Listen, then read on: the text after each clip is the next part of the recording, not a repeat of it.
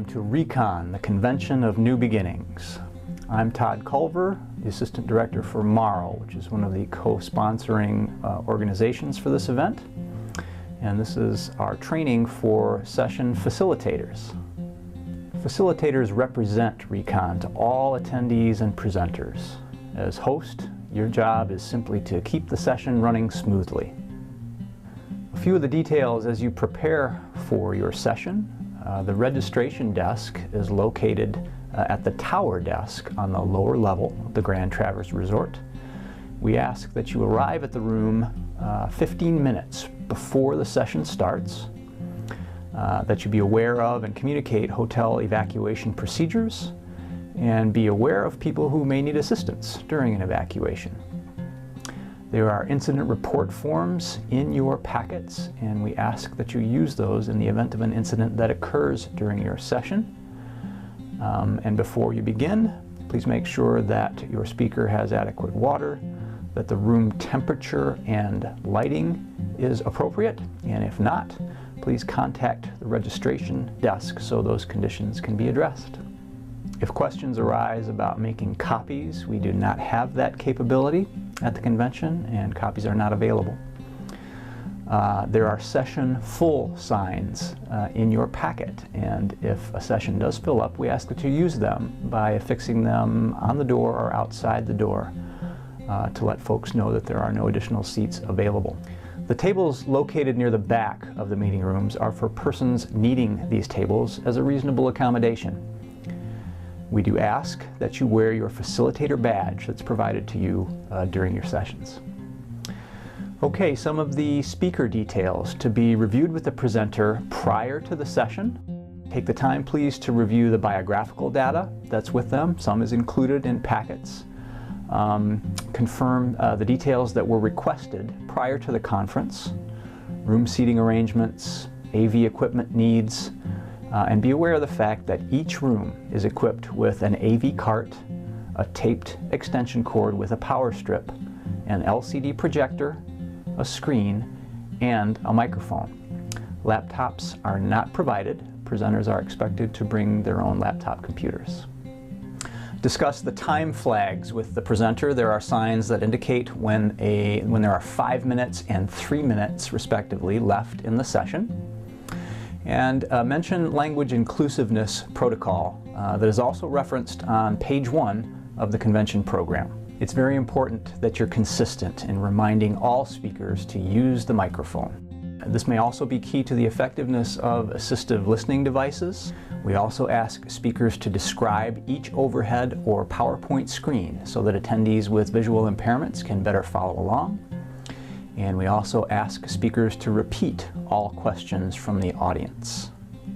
One of the things that a lot of presenters like to do is to say, "I'm loud enough," or "I don't need to use a microphone," or perhaps even to throw it out to the group and say, "Is there anyone who doesn't care if I don't use the microphone? Can you hear me all right?"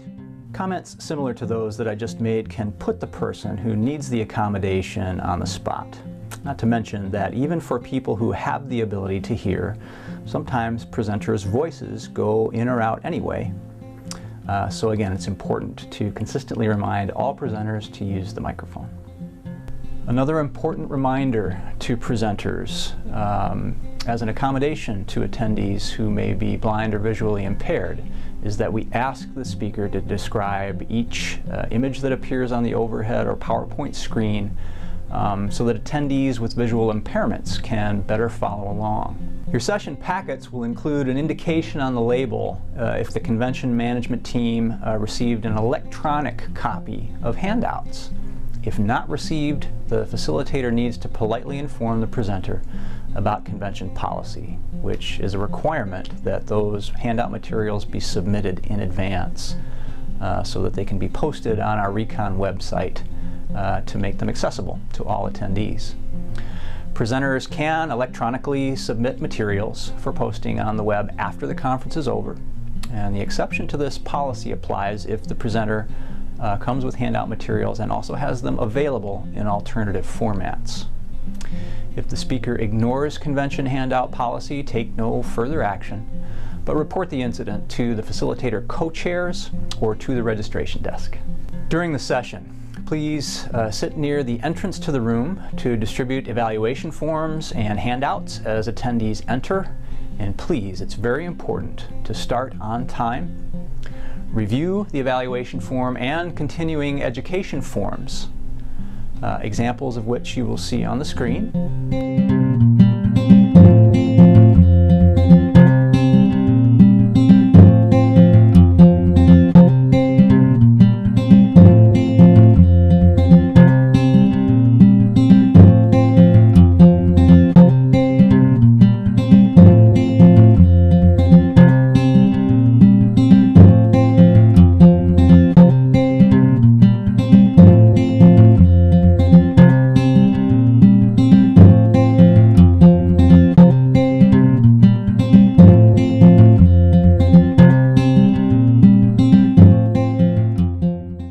Review the no smoking policy and remind people to turn off or mute all their cell phones, and ask if there are any additional special needs.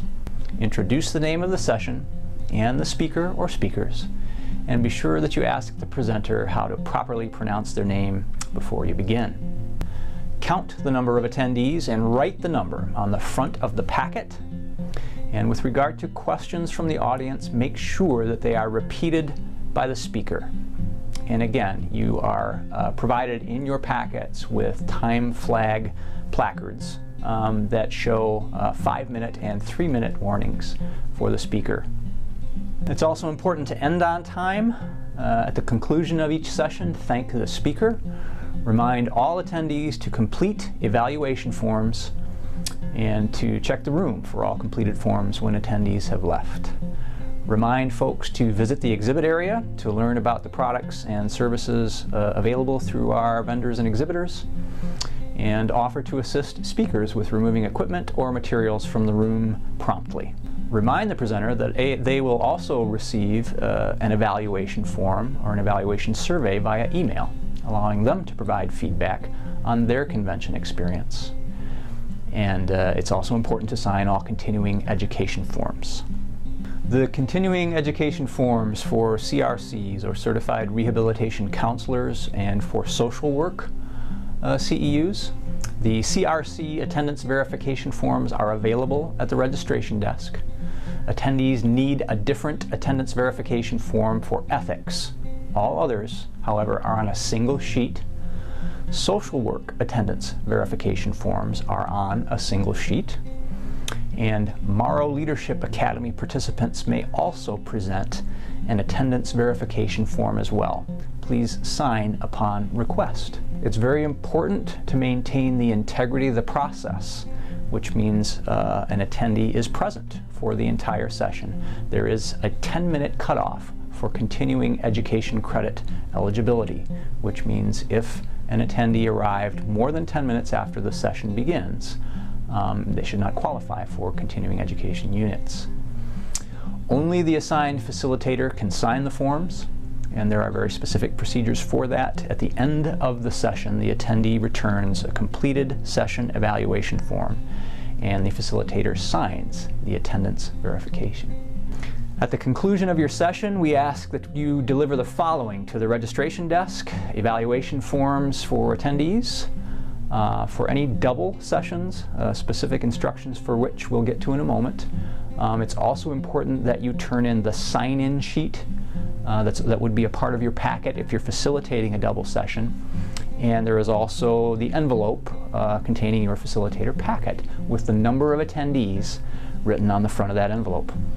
Our policy in the unfortunate event of a presenter no-show is that at the scheduled start of the session, the assigned facilitator will tell the audience they may wait 10 minutes to see if the presenter will show up. If at 10 minutes after the scheduled start time the presenter has still not arrived, the audience will be dismissed to other sessions. Attendees should inform the alternate session facilitator about the no-show situation to validate the integrity of the continuing education unit process. The certification committee will allow, in this type of instance, a period of 15 minutes for obtaining attendance verification certification.